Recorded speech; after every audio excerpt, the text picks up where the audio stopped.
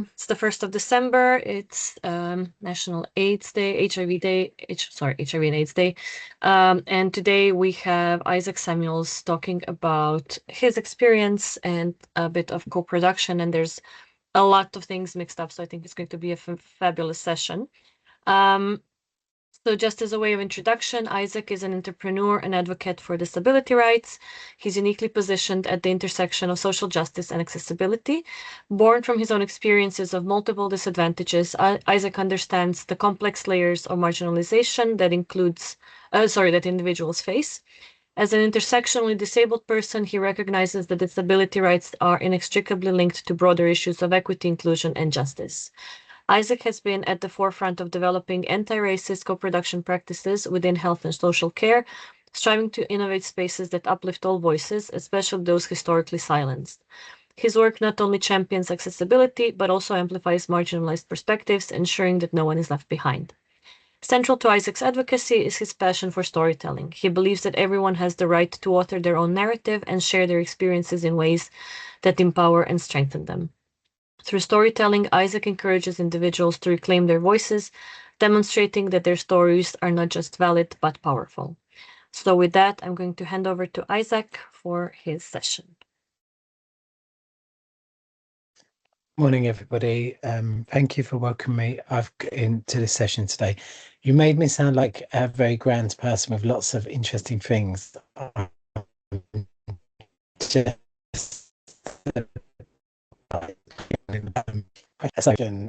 That I've popped in the chat, and if you could respond to that question throughout the session, no rush, but it would be really great to get a sense of that. And I should say, like, I'm Isaac, I live in East London. Favourite pastime is drinking gin and eating pizza. I do like a good gossip, and I have 3 dogs. Live with an extremely messy husband, and I'm extremely tidy. So that does add some friction in our lives at times. And I do lots of stuff nationally and internationally around the rights of disabled people. I hope by the end of the session that we could get to a conversation. In this space, there are no kind of wrong things. Like, if there is something that you want to say, like, please do say it. And we need to be really brave around that. We live in very different spaces and have very different experiences. And this is one space that I'd like for people to be curious and really respond to anything that you might. I would say that the biggest barrier to people seeing me as a whole person is people being worried about getting it wrong. And I'd rather deal with getting it wrong than people making assumptions and not asking the questions. So this space asks lots of questions. So I'm going to encourage people to respond to the question. I'm going to do and then open up for a conversation. Hopefully this will all work. So I need to share my screen, and then you should all see a set of slides. Can I just some thumbs up that you can see the slides? Yeah, that's all good. Brilliant.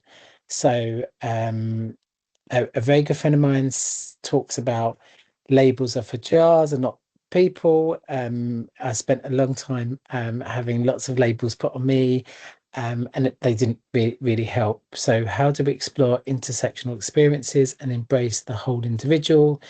I think this is really challenging for a variety of reasons, particularly in a space and time where there is much more division than there is points of connection, but really finding those really human ways of connecting. And if anybody can guess where the picture is from, and I'll leave that to the end, you will win a prize. I won't tell you what the prize is, but the picture really does speak to why this conversation's been had.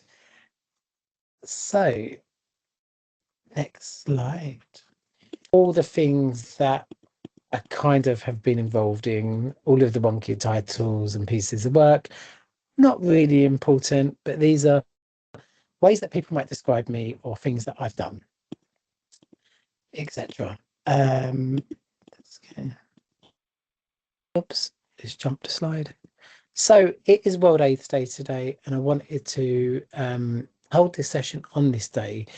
So this is me and if anyone can guess, you probably are guessing this is Trafalgar Square. I didn't get arrested. They don't like people there. But I about, oh God, about 10 years ago, decided on World AIDS Day to go and do a social experiment where I asked people to come and hug me. I'm HIV positive on World AIDS Day, and hug me. And it was a really great opportunity because actually many people did, and it was a great thing. I would say that over the last 10 years, HIV was a very prominent part of my identity that has got smaller and smaller and smaller over the last 10 years. And there are a variety of reasons that has happened. One of them, I think, at that time, I needed a group of people to come together and be with because there was lots of stigma. There were very fewer or limited treatment choices, and there was still lots of self-stigma and assumptions about what it meant to live with HIV. Just one of my identities. And then I'm going to talk a little bit about here, and I couldn't fit everything on here. So I have lots of health and challenges and lots of ways of being in the world. So HIV positive, have physical health challenges, experience some substance misuse challenges, bipolar, generalized anxiety, a history of self-harm. I'm someone that is racialized. I'm a queer person. I've experienced discrimination, and ongoing mental health support is something that helps me kind of manage this. And because of all of these, lots of people have said lots of things that have been quite damaging.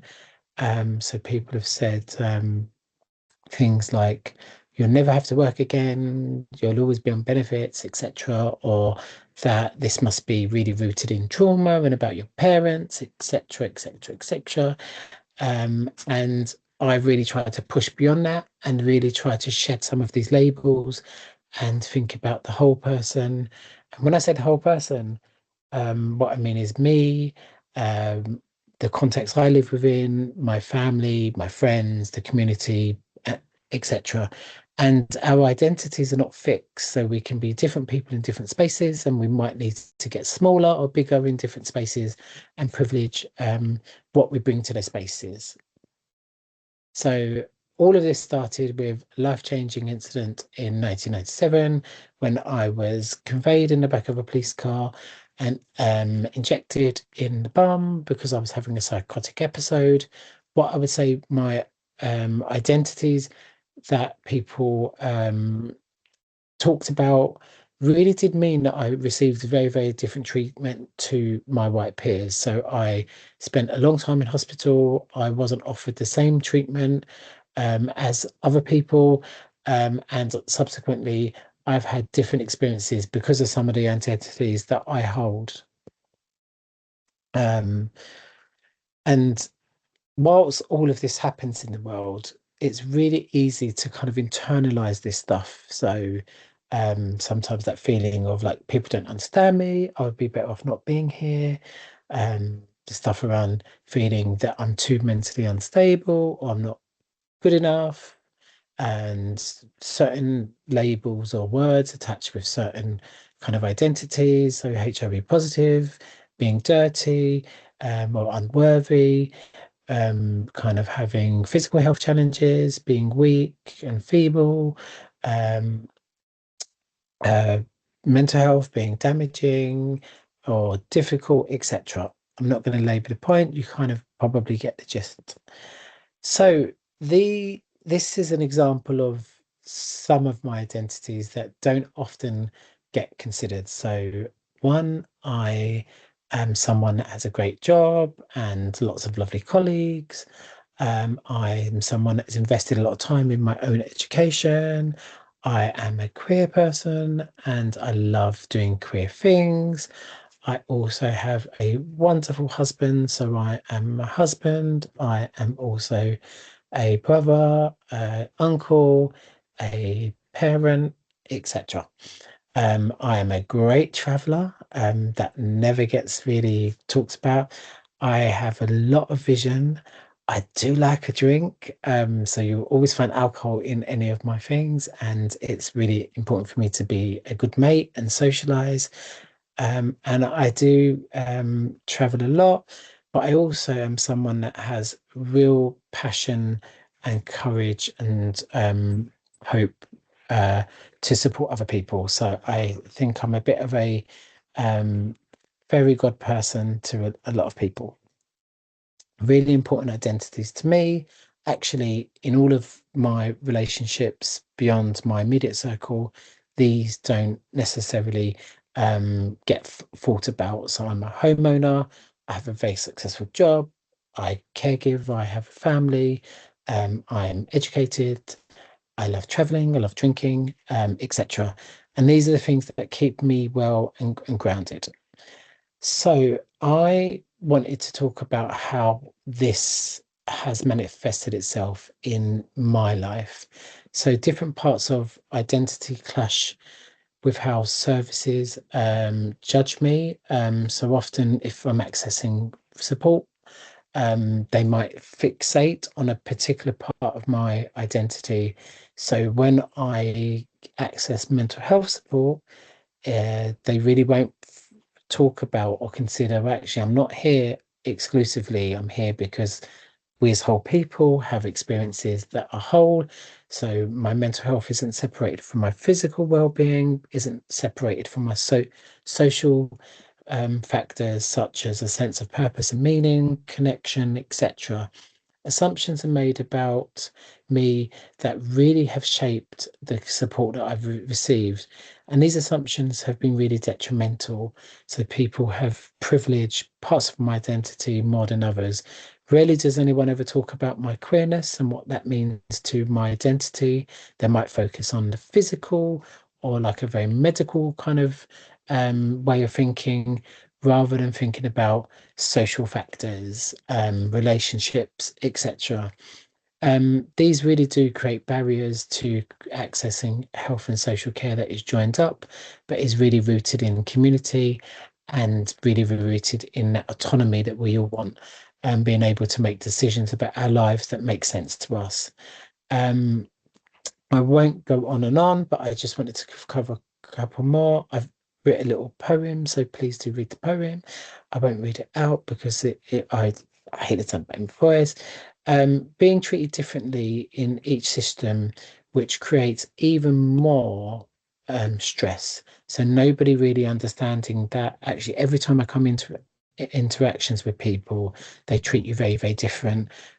Despite I'm the same person and have been for a very long time and I have the same needs and they really focus on what's important to them rather than what's important to me. My needs not being understood in a rounded way um, and only in little bits. So actually this bit is really important, that bit isn't. And actually for me, that bit's more important than this bit. Extra pressure that this places on just trying to get through and have a really good life.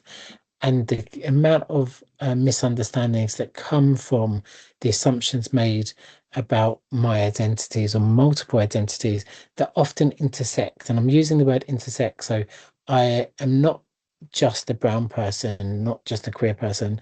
I'm a brown and queer person at the same time. I'm not just a person with challenges around my mental health. All of these coexist at the same time and have equally valuable, should be equally valuable, be considered at the same time. You can't pick and choose people's identities to suit your needs. Feeling overlooked is really something that I've often felt that people don't really focus on the full picture and what my current situation is and what I need and really do not really think about all of those identities. Let's go to the next one. So this is a little bit around what you can start to think about with people. So gender, ability, age, sexuality, religion, language, nationality, spirituality, class, race, culture, ethnicity, and education are some of the basic things that often just don't get considered. And actually, in the middle of that is an individual. And if you start to think about all of these things, what you'll do is you'll build up a much stronger picture of like how someone is, what they experience in the world, and all of these things can be really positive in someone's lives, but they can also be really problematic. So if you think only about someone's gender and exclude their sexuality, do you really get to understand them or support them in a way that might help them navigate a world where they might be struggling with their gender or sexuality, or they might have a different way of being in the world? And I'll give an example. So often when I talk about my pronouns, I use the they, them pronouns. People assume that I'm somebody who wants to transition. And actually, I don't want to transition. They're the pronouns that make sense to me. They're much more neutral. And but actually, if you then add in how would that make sense in terms of a cultural aspect or a spiritual aspect, I would talk about two-spirited people. Like in many cultures, you might have multiple ways of describing people that don't feel like they're either male or female, and there's something very different. Nationality, I am born here, but clearly I come from parents that come from somewhere else. So I've had this very, very different experience of being in the United Kingdom. And recently, this has really come to the fore where many people like me are from here but don't necessarily feel as welcome as we once did, etc. So if you don't think about that, then it can be very problematic. But thinking about the whole person, and you can add so many more to this, etc. One that always gets left off is the class thing. And I think it's really important to think about class when we are trying to think about somebody's identity and what it means to them. So here are some examples of like how does this stuff show up in the everyday world? So people face overlapping discrimination, and that might be based on gender, race, class, sexuality, disability, and more. This is often the experience they will have in a variety of spaces. So people talk about, and you all would have heard of Emily Crenshaw and other people that coined the phrase intersectionality, and intersectionality happen to occur in many different places at the same time.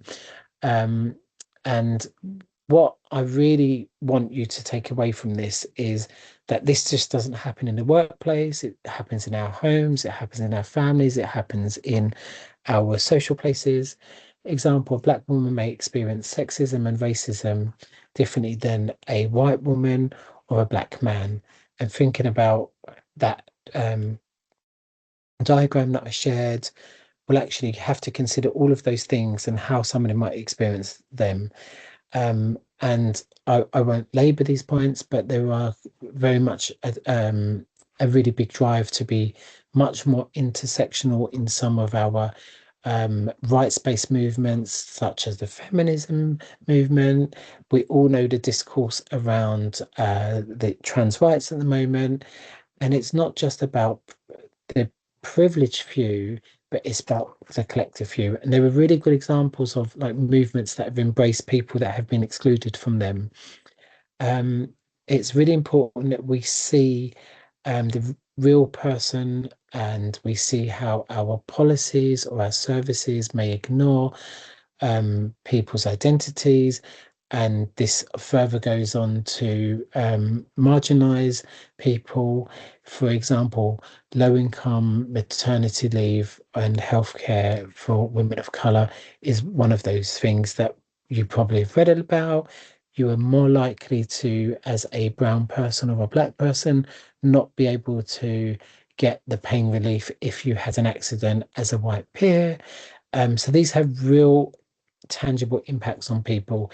You're more likely to die in childbirth if you are a global majority person than you are as a white person. If you are a queer person, you're more likely not to get the job than a non-queer person. And this is very evident in statistics, but in everyday lived experience, much more so. So, when I've really challenged people around thinking about the whole of me, what has happened as a result of that challenge, they've gone beyond and gone deeper. And I started off with the thing that I thought was really important to me in terms of my multiple identities. But I am a lover, I am married, I am happy, and I work with some wonderful people. I'm a bit of a artist, or trying to be. I know it doesn't look very good, but I do like doing community art events. I am a carnival maker. I have a lot of people that I care for. I have a home, etc. And most importantly, I love traveling. All of these are really important, but actually are much more complicated to do when people don't think about my intersecting identity. So at the same time as being a queer activist, I'm also somebody that cares for a young person with autism and a learning difficulty.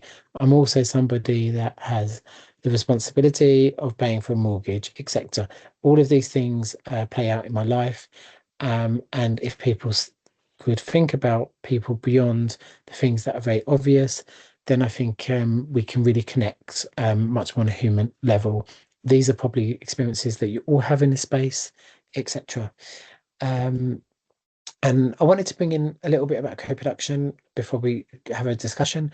So I do lots of stuff around co-production, and I do that because many people have made decisions about me based on my identity and the problems I've had navigating the world.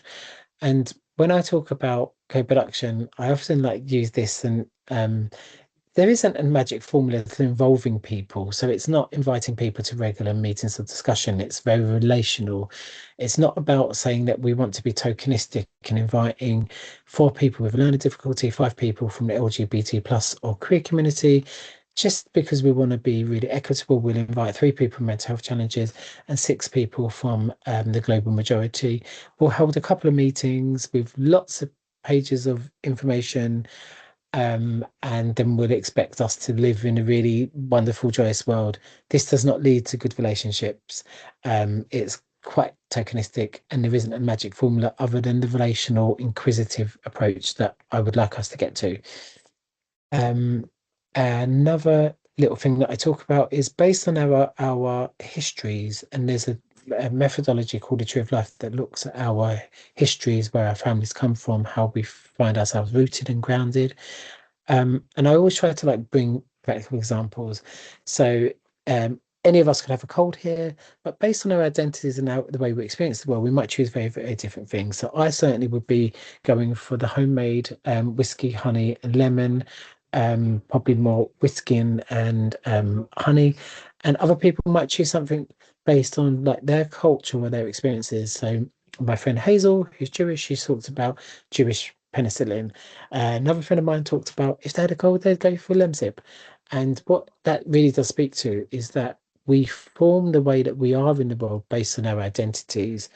And we might have same or similar experiences, but choose very different things based on how we make sense of the world and our multiple identities. And these often can intersect. And yeah, I'm going to go to the last slide. So, what would I say about trying to do much more intentional work around understanding people beyond their labels? Is you have to really humanize, so you rehumanize the experience, no wrong questions, very different kinds of conversations, not heavy ones, but points of connections, build trust. It's about empathy. It's certainly about kind of shifting that status quo. So a friend of mine talks about causing good trouble, and I don't mean causing trouble. What I mean is that if something isn't working for people and systems don't really enable these kind of conversations, maybe we need a different way of having them. And we use this analogy of the iceberg. So people always focus on the top of the iceberg, but actually the magic is in most of the icebergs beneath the water. And so the things that you can't see are the things that are really important. So living the life I want, doing the things that are important to me as independently as possible is a statement that will all relate to us, but actually might be much more difficult depending on how we are in the world. So thank you for listening, and we're going to have a bit of a chat. So that was a bit of a whistle stop conversation. Thank you so much for that, Isaac. I just want to start and apologize for misgendering your using wrong pronouns when I was doing an introduction. Do you remember at the My beginning I said that you don't need to apologize at all. Like, I thank you for the apology, but this is all very new, and the things that we might be learning now will be out of date in 3 or 4 years. And so what I would encourage people to do is just be curious. It did not cause any harm, and for me it's always about just learning. But absolutely. um so I think we're going to have a bit of a discussion, aren't we?